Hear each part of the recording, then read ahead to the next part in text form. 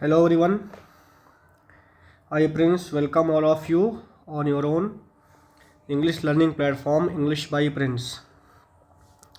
आज हम जो है ग्रामर का जो बेसिक होता है, मतलब अगर आप इंग्लिश पढ़ते हो किसी भी एग्ज़ाम के लिए तो जो उसका बेसिक चीज़ें हैं उसके बारे में स्टडी करेंगे, ठीक है। और यहाँ पर देखो, पहली बात, जैसे आप मान लो एसएससी का चाहे एग्ज़ाम दो और चाहे आप बैंक का एग्ज़ाम दो,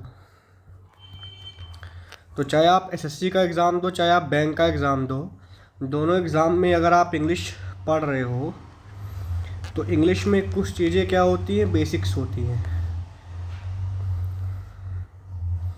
मतलब उन चीज़ों के बारे में जानना आपको ज़रूरी होता है जो आपको आगे हेल्प करेगा दूसरे रूल्स को सीखने में, ठीक है। तो उसी का हम लोग पार्ट 1 कवर करेंगे, जितना हो पाएगा अच्छे से, ठीक है। और ये मेरी गारंटी है कि अगर आप इतना सीख जाते हो तो आगे जो हम चैप्टर्स पढ़ेंगे, नाउन हो गया, प्रोनाउन हो गया, इन सारे चैप्टर्स में आपको काफ़ी हेल्प मिलेगा, ठीक है। और आप बचपन से इंग्लिश पढ़ते हो तो यहाँ पर बहुत सारी चीज़ें आपके रिवाइज भी होंगी। तो स्टार्ट करते हैं, ठीक है। चल,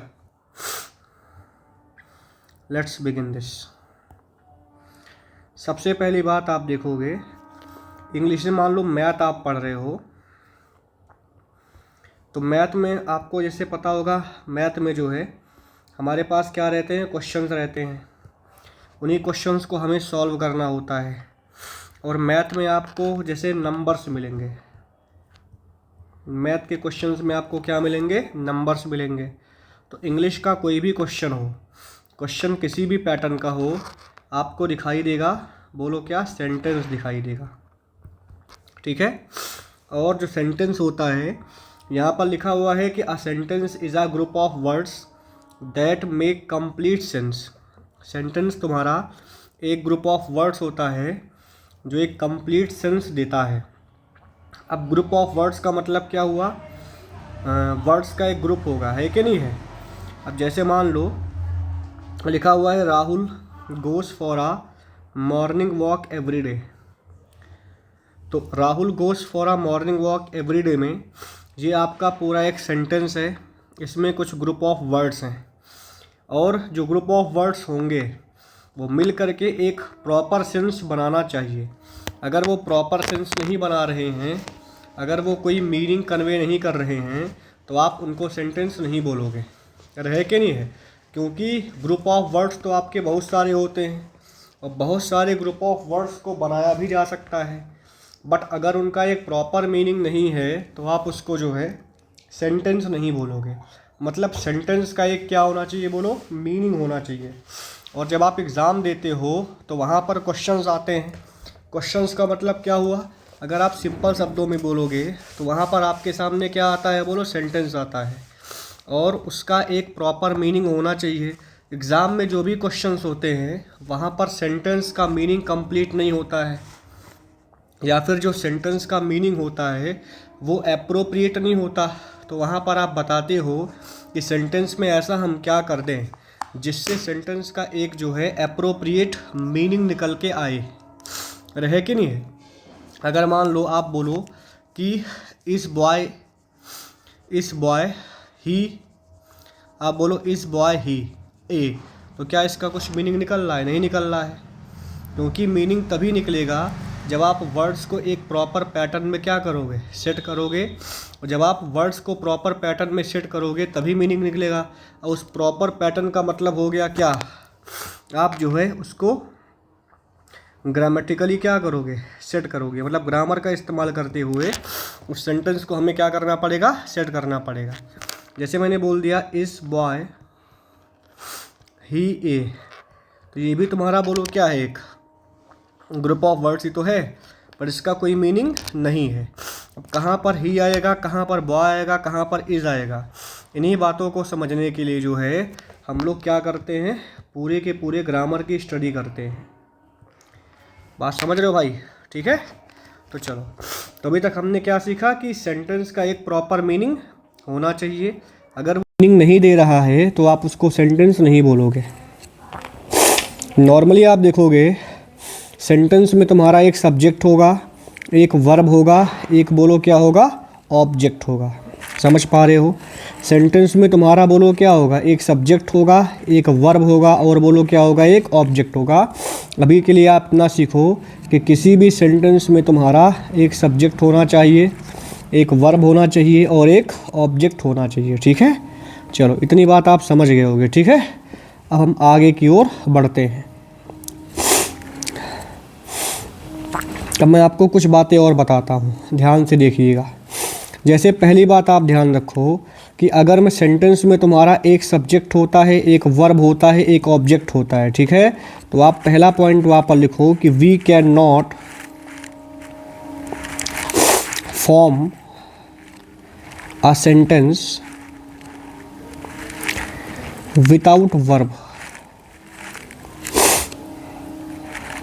we can not form a sentence without a verb.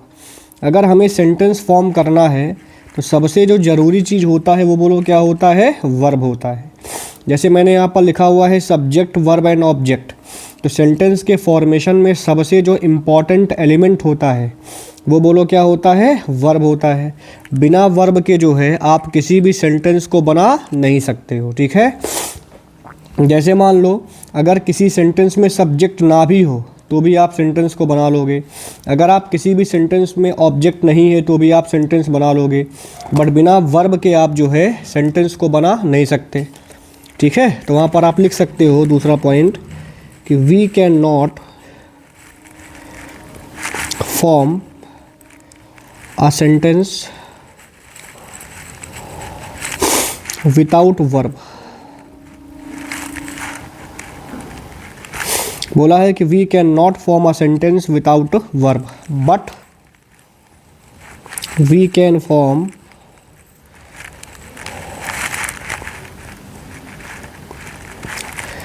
Without subject and object. ठीक है, तो मैंने लिख दिया कि बिना किसी जो है वर्ब के आप सेंटेंस को बना नहीं सकते हैं, है कि नहीं है, but we can form a sentence without a subject and without an object. समझ पाए? इस बात को आप ध्यान में रखिएगा। जैसे मैं एग्जांपल देता हूँ आपके सामने, ठीक है, जैसे मान लो मैं आपको सामने एग्जांपल दे रहा हूँ। जैसे मैंने बोल दिया गो आउट, आई स्टडी, तो फिर मैंने बोल दिया हेल्प मी। मैंने टोटल 3 स्टेटमेंट आपके सामने लिखा है। पहला स्टेटमेंट आपका है गो आउट, दूसरा स्टेटमेंट आपका है आई स्टडी, और तीसरा आपका जो स्टेटमेंट है वो आपका लिखा हुआ है हेल्प मी। तो गो आउट में क्या कोई सब्जेक्ट है? बोलो नहीं है। क्या कोई ऑब्जेक्ट है? नहीं है, बट फिर भी इसका मीनिंग है, इसका मतलब बोलो ये क्या है? सेंटेंस है। मतलब सिर्फ एक वर्ब की सहायता से हमने फॉर्म कर दिया, बोलो क्या? एक सेंटेंस। आई स्टडी में तुम्हारा कोई ऑब्जेक्ट नहीं है, आई तुम्हारा सब्जेक्ट है, स्टडी तुम्हारा वर्ब है, यहाँ पर कोई ऑब्जेक्ट नहीं है, फिर भी तुम्हारा ये बोलो क्या है? सेंटेंस है, क्योंकि इसका एक बोलो क्या है? मीनिंग है। तीसरा तुम्हारा बोला गया है हेल्प मी, मेरी मदद करो। हेल्प तुम्हारा वर्ब है, मी तुम्हारा ऑब्जेक्ट है, यहाँ पर भी तुम्हारा सब्जेक्ट नहीं है। समझ पा रहे हो? तो यहाँ से ये बात प्रूफ होता है कि हम जो है किसी भी सेंटेंस को जो है बना सकते हैं वर्ब की सहायता से, लेकिन बिना वर्ब के सेंटेंस हम नहीं बना सकते। बात समझे? यहाँ तक सबको बातें क्लियर हो चुका होगा। ठीक है, अब देखो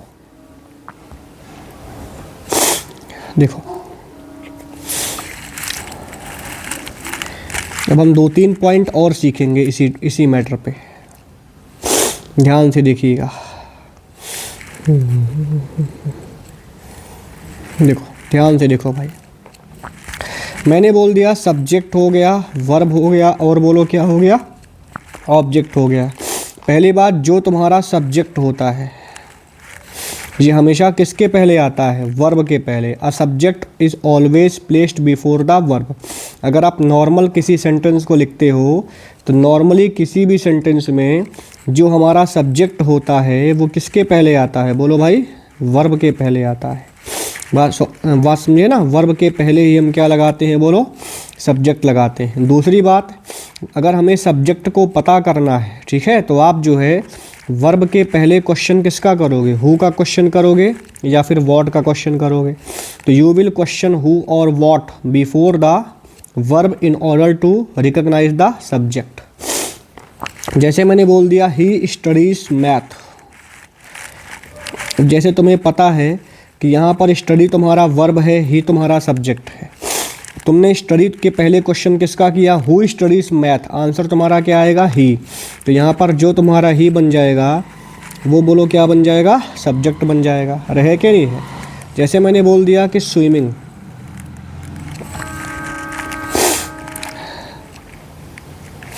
मैंने बोल दिया स्विमिंग इज़ गुड। अब तुम पूछो मुझसे कि व्हाट इज़ गुड, आंसर बोलो क्या आएगा, स्विमिंग आएगा। तो इसके पहले तुमने व्हाट का क्वेश्चन किया तो यू गॉट द सब्जेक्ट। समझ पाए।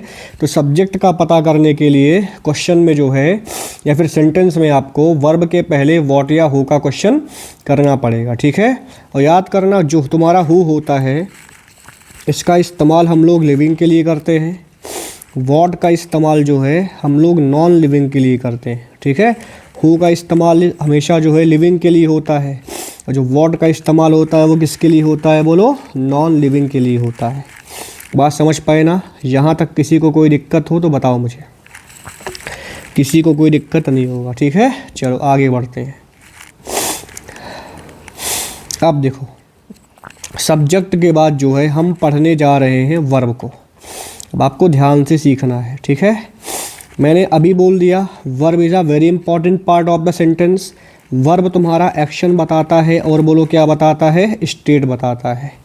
Verb is a word which shows action as well as state.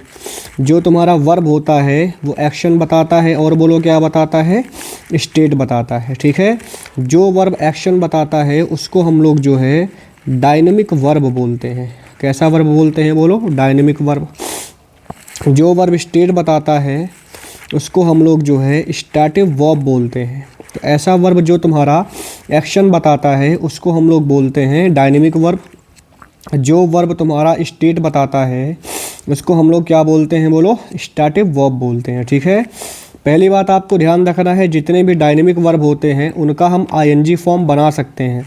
We can make the ING form of dynamic verb but we can not make the ING form of static verb. Static verb का ING form हम नहीं बना सकते, लेकिन dynamic verb का ING form हम बना सकते हैं। डायनेमिक वर्ब में जैसे मैं आपको एग्जांपल देता हूँ, प्ले, गो हो गया, रन हो गया, ये सारे के सारे तुम्हारे बोलो क्या हैं, डायनेमिक वर्ब हैं। स्टैटिक वर्ब में जैसे मैंने बोल दिया लुक, लव, हेट, हियर, ये सारे के सारे बोलो क्या हैं, dynamic verb, sorry static verb है, ठीक है।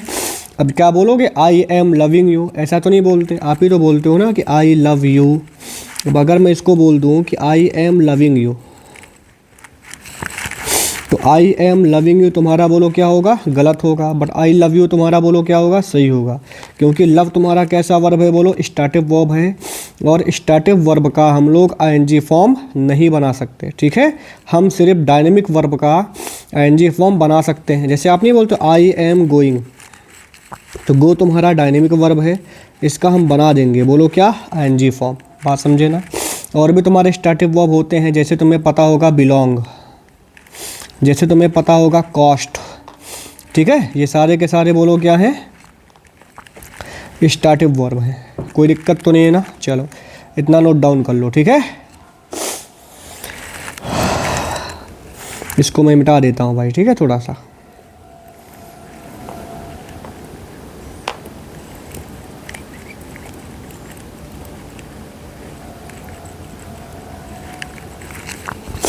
एक बात आप ध्यान दो। अब जैसे मैंने बोल दिया लुक, लेकिन आपको पता है लुक का भी लुकिंग बनता है, अरे है कि नहीं, लुक का लुकिंग बनता है। कैसे बनता है इस बात को हम देखते हैं। जैसे मैंने बोल दिया कि शी लुक्स ब्यूटीफुल, और फिर मैंने बोल दिया कि शी इज़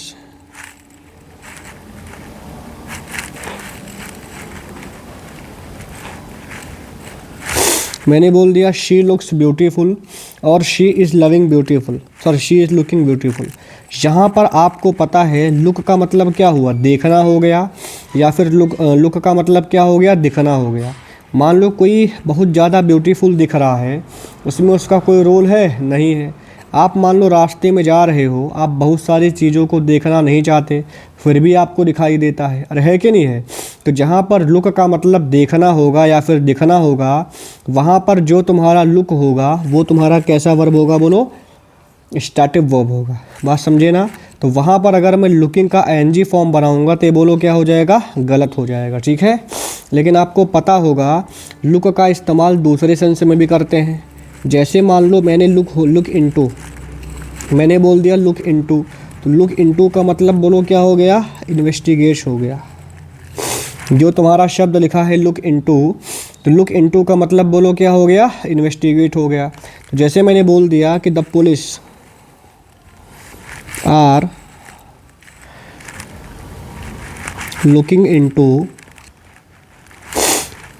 जैसे मैंने बोल दिया कि the police are looking into the case, तो यहाँ पर आप देखोगे आर के साथ क्या आ रहा है, बोलो, लुकिंग आ रहा है। अब यहाँ पर जो लुकिंग इनटू है ये मैंने सही बनाया है, यहाँ पर लुकिंग तुम्हारा गलत नहीं होगा। क्यों? क्योंकि यहाँ पर क्या पुलिस चश्मा लगा के केस को देख रहा है, ऐसा तो नहीं है।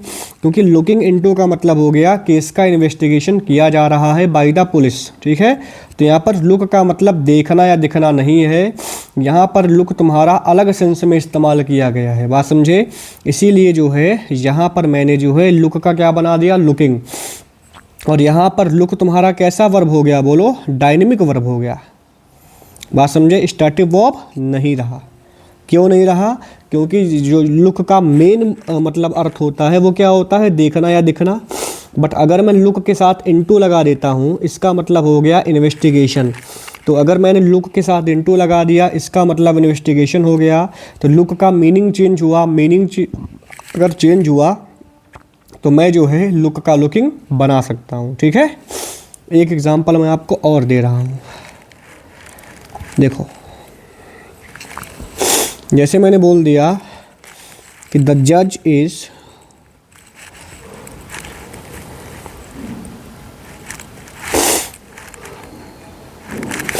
मैंने बोल दिया द जज इज़ हियरिंग द केस, जज केस को सुन रहे हैं। अब यहाँ पर तुम सोचो, हियर का मतलब क्या, जज ईयरफोन लगा के केस को सुन रहे हैं क्या? ऐसा तो नहीं हुआ। हियरिंग का मतलब क्या हुआ, केस का प्रोसीडिंग्स चल रहा है, अरे है कि नहीं है। नॉर्मली जब हियर का इस्तेमाल हम सुनने के सेंस में करते हैं, तो यहाँ पर जो तुम्हारा हियर हो गया वो तुम्हारा कैसा वर्ब होता है, स्टैटिक वर्ब होता है। बट यहाँ पर तुम्हारा हियरिंग बोलो क्या है, डायनेमिक वर्ब है। क्योंकि यहाँ पर हियरिंग का मतलब क्या हो गया, बोलो, प्रोसीडिंग्स हो गया। बात समझे। तो मैं एक्सपेक्ट करता हूँ कि आपको जो है डायनेमिक वर्ब और स्टैटिक वर्ब के बीच में अंतर समझ में आया होगा, ठीक है। अगर नहीं समझ में आया होगा तो कमेंट में बता दीजिएगा, मैं एक बार आपको और एक्सप्लेन कर दूंगा अच्छे से, ठीक है। और मैं एक शॉर्ट वीडियो बना के आपको सिखा दूंगा डायनेमिक वर्ब और बोलो स्टैटिक वर्ब, ठीक है। जैसे मान लो पेपर में सवाल कैसे आएगा मैं आपको बता देता हूँ, देखो। जैसे मैंने बोल दिया आई एम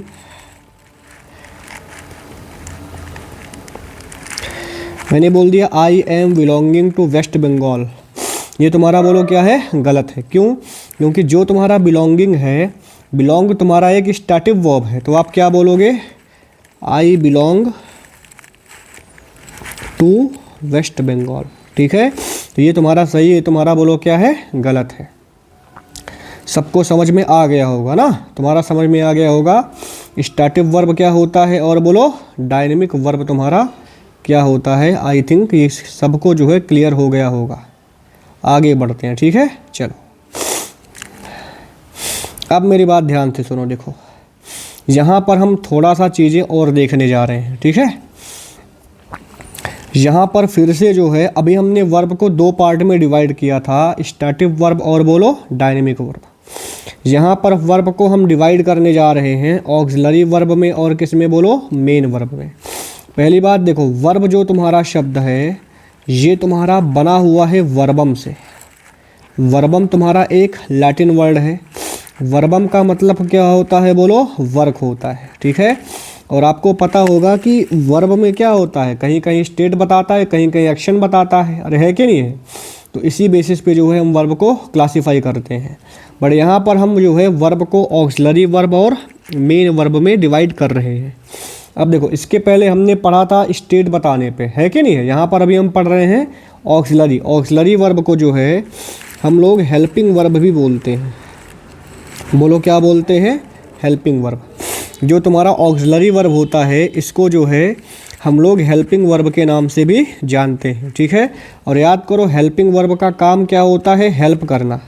किसको हेल्प करेगा? मेन वर्ब को हेल्प करेगा। समझ पाए? तो जितने भी तुम्हारे ऑक्सिलरी वर्ब होते हैं they are used to help the main verb. बात समझे ना? अच्छा, यहाँ तक सबको क्लियर हो गया ना? चलो, तो इतना एक बार आप लोग देखना, बाकी जो है आगे हम इसके पार्ट 2 में आपको अच्छे से एक्सप्लेन करेंगे, ठीक है। Thank you very much.